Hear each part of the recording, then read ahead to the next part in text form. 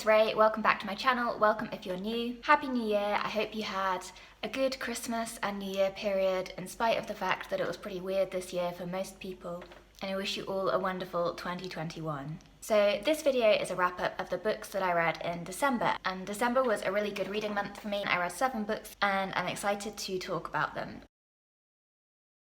The first thing that I read in December was not a wonderful book. This was The Diary of a Nobody by George and Weedon Gissing.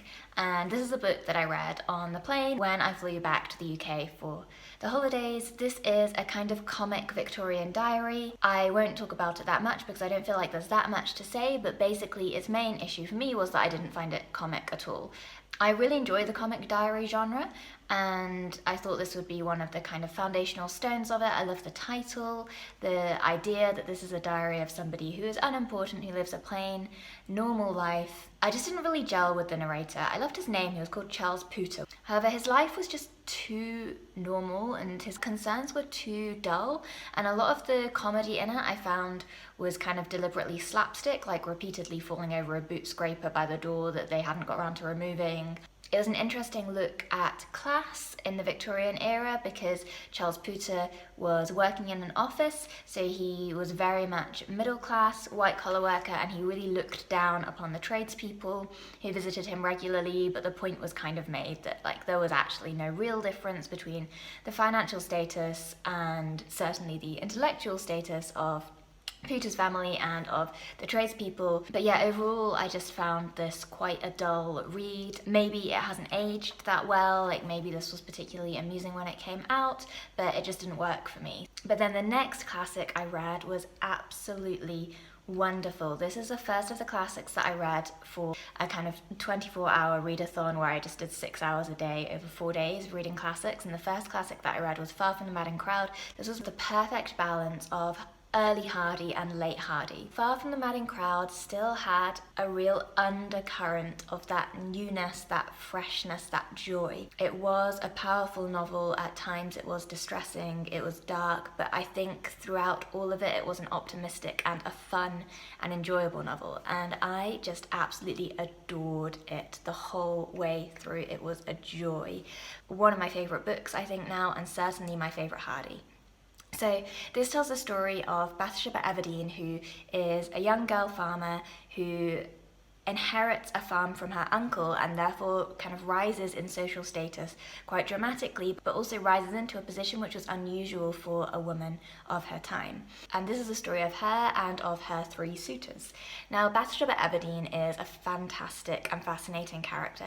I kept swinging between feeling like Hardy was a real proto-feminist with his portrayal of Bathsheba Everdeen because she's really intelligent, she's powerful, she definitely challenges the gender stereotypes of her age and on many occasions wins.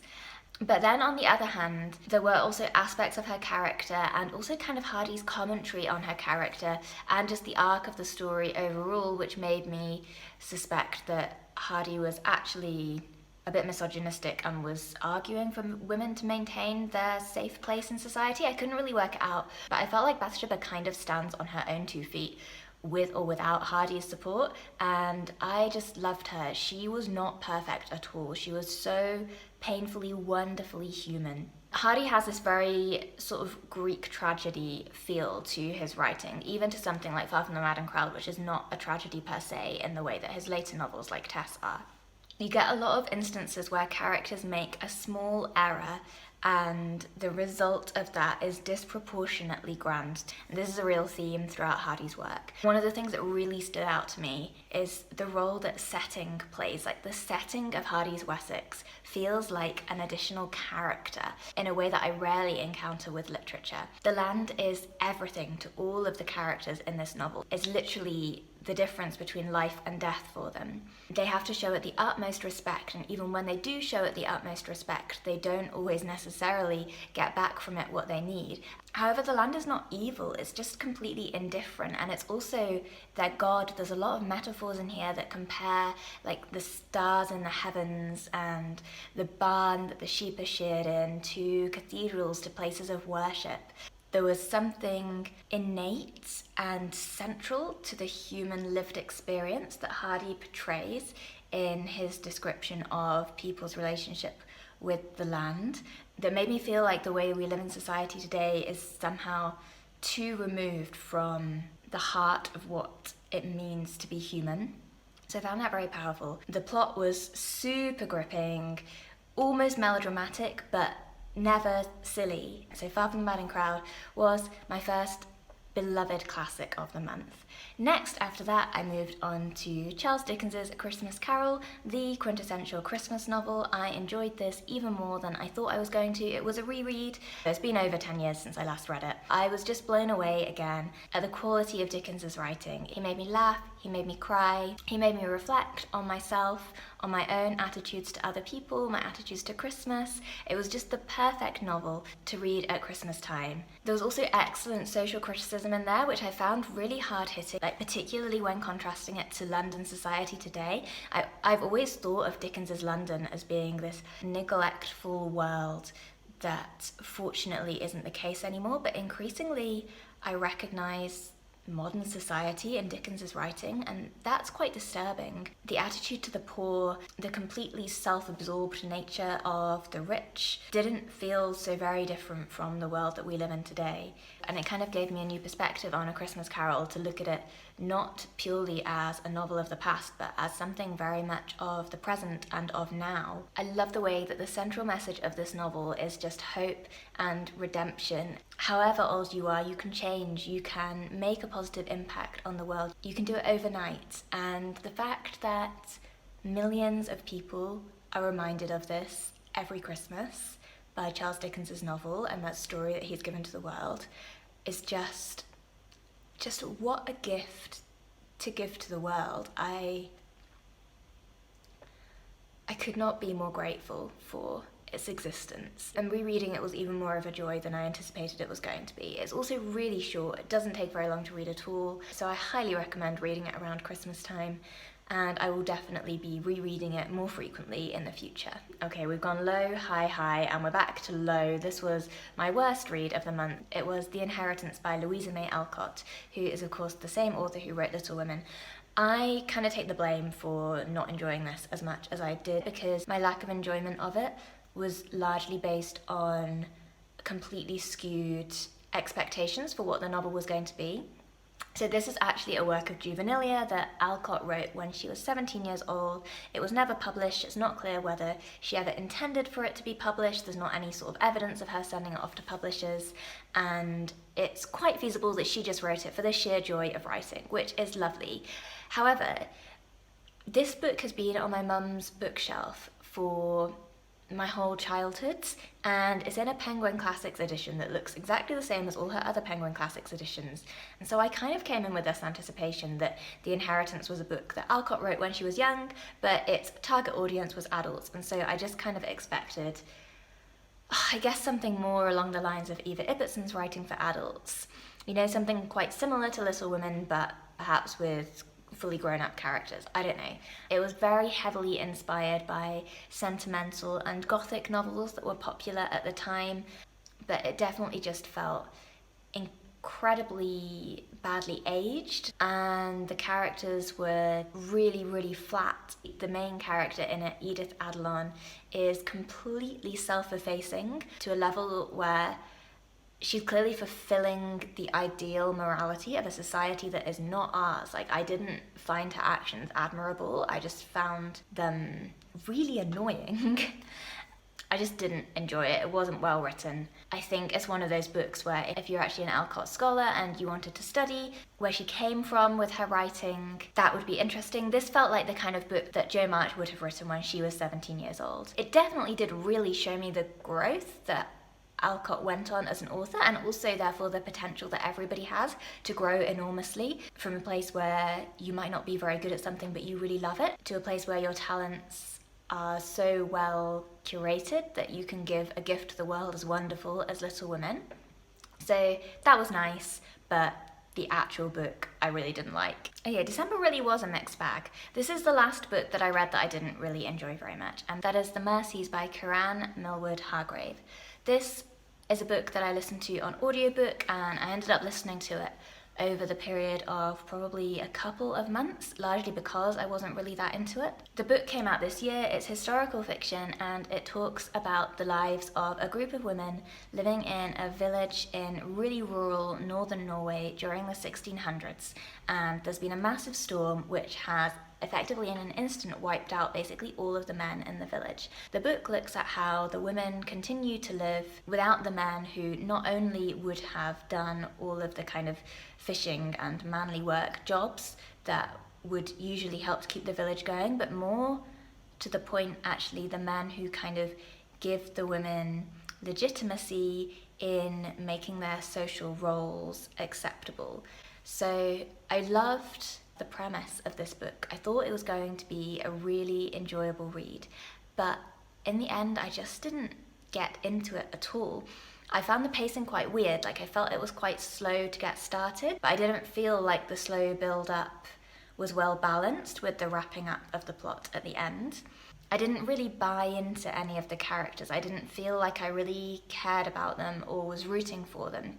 There was something distanced between me and the writing, and I don't know whether that's because the book was written in the present tense, which is one of my literary bugbears. I just find books that are written in the present tense really jolt me out of my suspension of disbelief. I never heard anybody else complaining about this. If you also find this annoying, then please let me know, because I would be fascinated to hear whether this does annoy other people. So I had the same issue with Wolf Hall, and everybody adores Wolf Hall. I think another thing that I was not that much of a fan of with this novel was it just felt relentlessly bleak. I thought that a northern Scandinavian setting would be beautiful, and I guess I'd kind of anticipated at least some beauty, kind of a bit like you get with Hardy, where his novel doesn't avoid the fact that life is difficult and rough and grueling, but it also sees the beauty that is there in the landscape.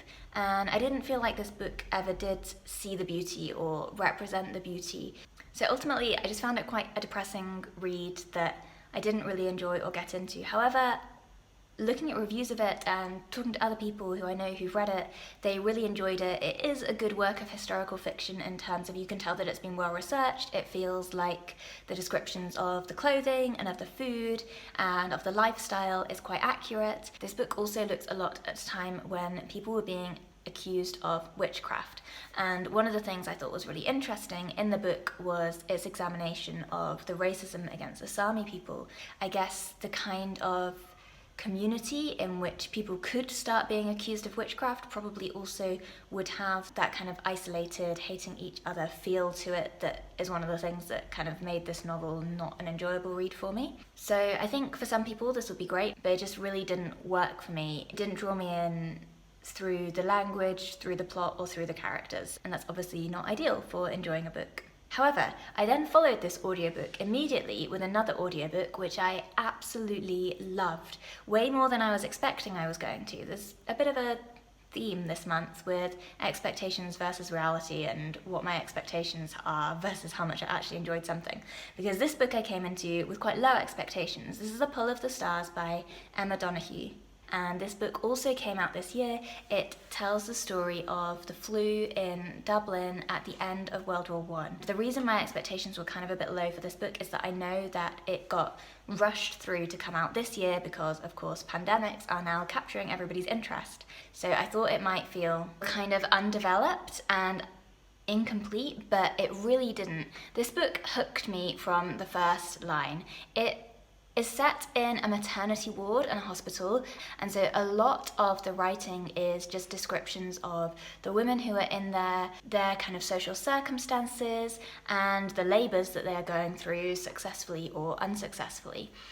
The plot I just felt was really well paced. I loved the slower pacing of 3 days told in great detail, but kind of combined with the fast pacing of a hospital ward and of women giving birth. It made me feel that adrenaline rush. It kind of dragged me into the present moment in a way that crises do. And I was just, completely invested. I really loved it. It is pretty gruesome. The descriptions of women giving birth, etc. are not for the faint-hearted, I guess, but it definitely wasn't the sort of level of gruesome that felt unnecessary or off-putting. I guess it's just worth being aware going into this that an awful lot of it is kind of about medicine at that time and about what these medical practices looked like in reality. So a lot of the plot is taken up with that, but I was completely okay with that. I thought it really added to the novel overall. One thing that I really loved about this setting of it taking place over 3 days is that instead of the suffering of the people during the flu pandemic feeling general, it made it feel extremely specific because you actually got to know the individual patients, not enormously, but to the same level that a nurse would know them. So the book's told in first person from the perspective of a nurse, Julia, who is working on this ward in an understaffed hospital. It also looks at the relationship between her and this young girl, Bridie, who comes in to be a kind of runner / general volunteer helper. And another aspect of the novel that I was completely not expecting, but which I absolutely loved and found fascinating, was Bridie's own social circumstances and social history, because she was a girl who had grown up in an orphanage, and the novel definitely exposed the levels of suffering and abuse that took place across Ireland with a frequency that appalled me, whereby children growing up in orphanages would be made to do forced labour to pay for their keep, even though actually the state was already paying for their keep. And a very similar thing for women who gave birth to children out of wedlock would then be forced to work in the homes where they had their child. And so it really looked at a lot of social history which I was completely unaware of, that was fascinating. I kind of knew a little bit as well that the flu, which took place at the end of the First World War, was hush-hushed and kept under wraps by the British government because they didn't want everybody to lose morale at the end of the war. But this book also looked at the way that propaganda blamed the people for dying of the flu and was blaming extremely poor people who literally could not afford to rest in order to recover from the flu. It was a completely gripping plot, gripping characters. I was invested, I was interested, but there was a lot of well-researched history woven throughout, not in a textbooky type way at all, but just in a way that made it a really fascinating learning experience to read. Okay, then the last thing that I read in December is Between the World and Me by Ta-Nehisi Coates. This was obviously the only non-fiction thing that I read in December. If you've watched any of my videos, you'll have noticed that I don't read non-fiction very much. It's definitely not my go-to genre. When I think of reading, I just automatically think of fiction. But I was really reminded by Between the World and Me that I am missing out by not reading more non-fiction, and particularly more memoir-based stuff. Coates' Between the World and Me is an open letter to his teenage son about the experience of growing up black in Baltimore and about his hopes and fears for his own son. However, the writing doesn't feel that much like a letter. It feels more like a mixture of memoir and essay, and it was just fantastic. This was such a well-crafted and interesting book. I have to say that I definitely have not read an awful lot of stuff on race relations in America. I've heard other people saying that if this is a topic that you are already really well read up on, then this book might not be as hard-hitting for you, but for me it definitely was. It just completely gave me a perspective on the injustice and the violence that people face every single day in America. So the title of this book, Between the World and Me, refers to a poem in which somebody stumbles across the corpse of a lynched black body in a clearing in the woods, and it's this corpse which is thrust between the world and me. I think the title of this book and the poem that that's taken from is such a wonderful representation of the main issues that this book deals with, one of which being the physical experience of racism, and how a lot of the language that we use to talk about racism, like race relations, even white supremacy, these things are euphemisms for an experience which is lived brutally and painfully and physically for so many people. And then kind of akin to and following on from the physical suffering of death and guns and violence is the fear. This body is representative of an enormous mass of fear being shoved in front of the eyes of the narrator in this poem. Coates fears for his child, he fears for himself, he fears to make errors, the sort of errors which I would not even consider being afraid of making, like saying one wrong word that would make somebody angry, and the fact that for him this could lead to arrest, this could lead to his body being abused, this could even lead to death.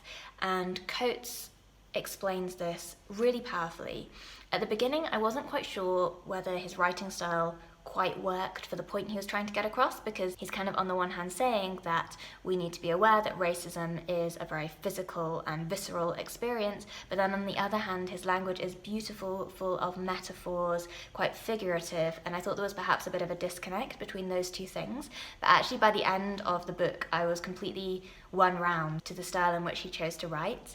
The book was ultimately enormously emotional. His craft was so polished, you could feel the shine. And another additional thing which Coates kind of referred to throughout the book, which I just personally found really interesting and really enjoyed, was reflections on his own journey as a writer, beginning as a child when his mum used to make him write out answers to questions about why he'd been disrespectful in class and this kind of thing, and then follows through his time at university, at Howard University, and into his adult life as a journalist. Coates writes a lot about how he is trying to perfect the craft of writing as the art of thinking, and I think you feel like he has done it. He's achieved what he set out to do. This is an example of a piece of writing where somebody's thinking is distilled and portrayed in such a way that it just enters into you and enhances your own vision of the world. This was the kind of book that represents why people should read, and I'm really grateful that I had the opportunity to read it. It's only a short book, it's only about 150 pages, but it actually took me ages to read because I became aware very early on that this was the kind of book that I was going to want to take lots of notes from, write my own reflections. There were also just a lot of sentences and his uses of language which I was so impressed by that I kind of had to write them down. So yeah, that was my last read of the month. Again, pretty different, but a wonderful and highly recommended read. That's everything that I read in December. I, as always, absolutely loved my process of reading over the month of December. I really enjoyed reading a few more classics than I normally would do. I hope you also got the chance to read some great books this December. Let me know in the comments below if you have any particular favourites or recommendations. Thank you so much for watching. Have a wonderful start to 2021. I will see you in the next video.